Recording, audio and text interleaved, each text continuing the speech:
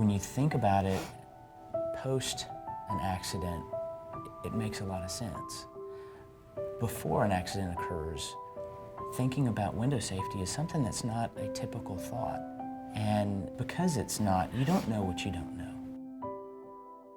I'm Jason English and my wife Amy. We've been together for about 20 years, married 17 in that.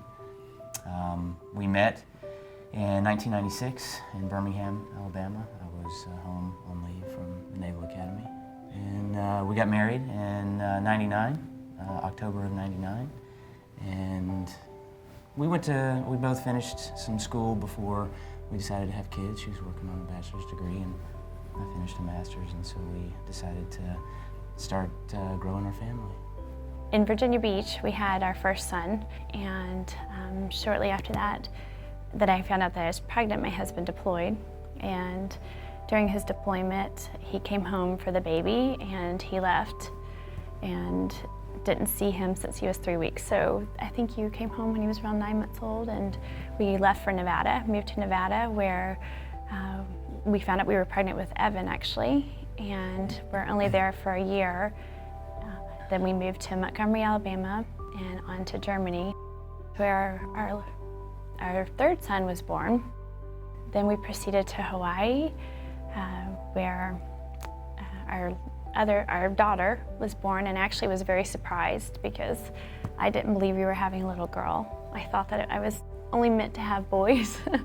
Now we're currently here in Northern Virginia, where we have our son, we were in California. I forgot California. We were in San Diego, where we had our fourth son, our fifth child.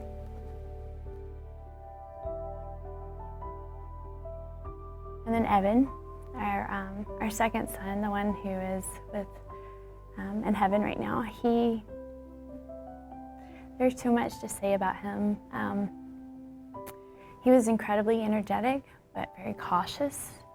He was very loving and sensitive. He was serious in terms of, he was a rule follower. If you told him to do something, he had to do it exactly that way.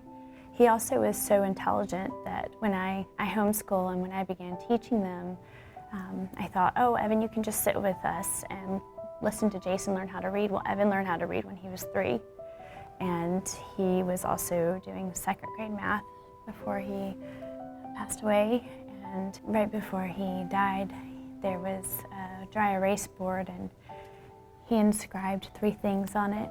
And the first thing that he inscribed was, I love Daddy, or I love Dada, excuse me. I love Mommy, and I love God. And he drew hearts and smiley faces. But you could always just see something special occurring in that child's heart from the moment he was born. I remember when he was born and I was holding him, and the nurses came in and they said, you need to put him down and get some rest. And I said, I can't, I just gotta hold him. I just wanna hold him. I don't wanna ever put him down. And it was almost as though I had a sense that I needed to be with him for as much as I could be, for as long as I could be, because now he doesn't need me. Thank you. I think we're good. I've been waiting for 5.5 years. I gotta do this.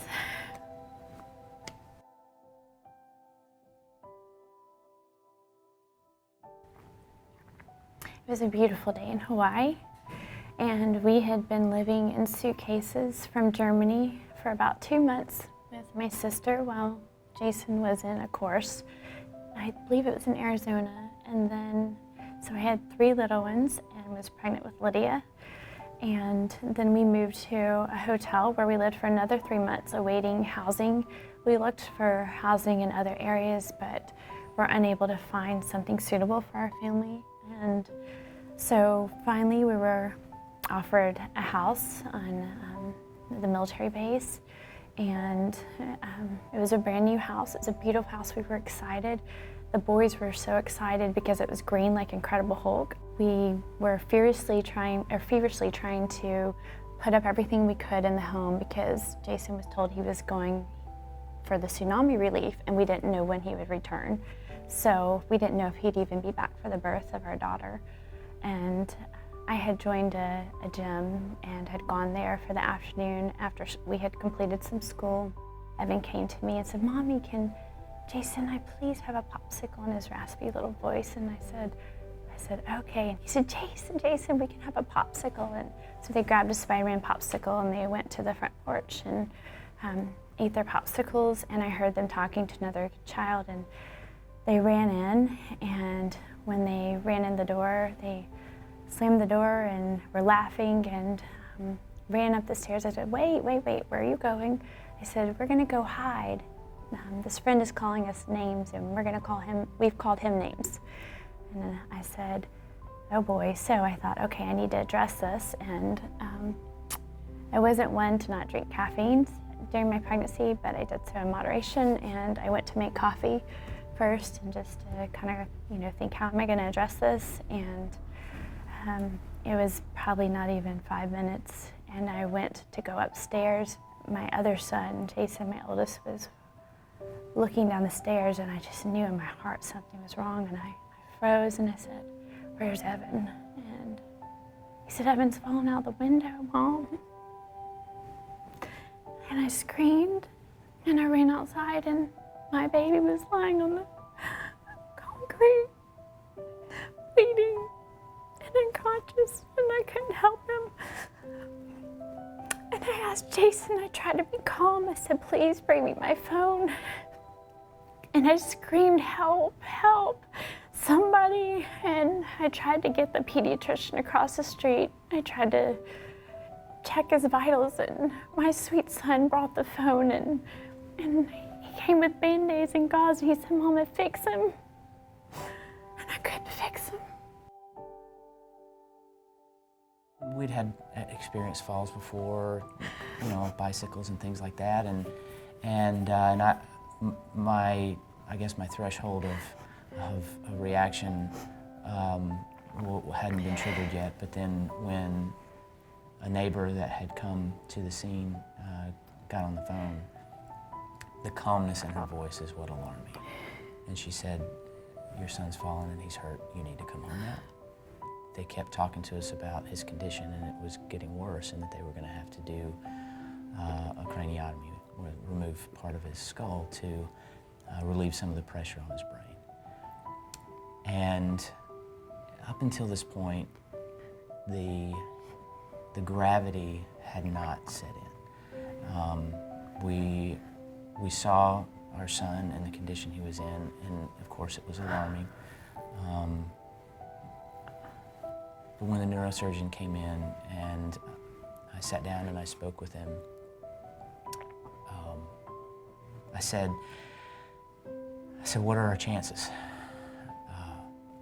He turned to me and he said, 5%. And I said, 5% of what? And he said, survival. And that's when it hit me. And I think that was the first time the reality of potential life without our son. Up until that point, we were thinking, would his hair grow back? Would he be able to see? Would he have to wear a patch? Things like that. You don't really think about death of your child. I didn't think he was gonna die. I just thought he was really hurt. We watched him die for 2 days.